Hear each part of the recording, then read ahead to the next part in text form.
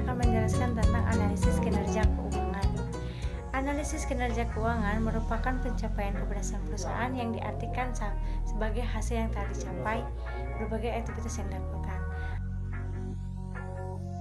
Analisis kinerja keuangan adalah sejauh mana suatu perusahaan melakukan aturan-aturan keuangan secara baik. Tujuan kinerja keuangan, ada beberapa tujuan pengukuran kinerja keuangan yang terdiri dari: yang pertama, mengetahui tingkat likuiditas kemampuan perusahaan keuangan yang harus segera ditagih. Yang kedua, mengetahui tingkat solvabilitas perusahaan mempunyai keuangan mencakup jangka pendek maupun jangka panjang. Yang ketiga, mengetahui tingkat profitabilitas atau rentabilitas, memiliki kemampuan untuk menghasilkan laba dengan menggunakan aktiva atau modal lainnya. Yang keempat, mengetahui tingkat stabilitas, kemampuan perusahaan menjalankan dan mempertahankan usahanya yang tetap stabil, kemampuan membayar pokok hutang dan beban. Dalam analisis kinerja keuangan terdapat 4 poin. Yang pertama, laporan posisi keuangan. Laporan posisi keuangan salah satunya bagian laporan keuangan yang digunakan suatu perusahaan atau entitas pada akhir periode akuntansi.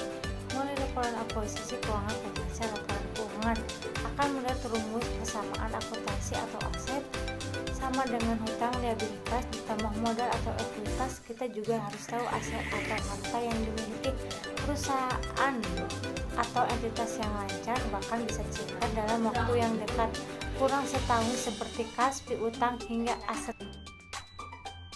Kewajiban yang dimiliki perusahaan atau utang jangka panjang atau jangka pendek.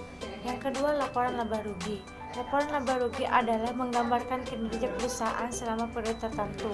Laporan laba rugi juga dapat diketahui apakah perusahaan mengalami lapor laba atau rugi. Jika pendapatan lebih besar dari beban, maka pendapatannya juga akan lebih kecil dari beban.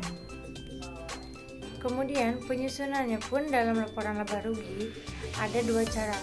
Yang pertama, single step dan multi step. Jadi dalam single step digunakan pihak luar, untuk multi step digunakan perusahaan internal agar lebih rinci. Yang ketiga, laporan laba ditahan, yaitu mengenai kenaikan atau penurunan laba ditahan selama periode tersebut. Jadi merupakan keseluruhan laba yang diperoleh perusahaan sebelumnya pemegang saham bentuk dividen disebut laba ditahan. Kemudian akan menjadi setelah jadinya penambahan modal kepada pemilik, contohnya, dan juga dapat ditempatkan dalam sisi kredit apabila perusahaan mengalami impossible, di mana nilai total aset kecil dari total liabilitas dari nilai total stage capital. Jadi perusahaan pun pasti akan mengalami defisit sebagai saldo debit. Yang keempat, laporan sumber dan pengguna dana.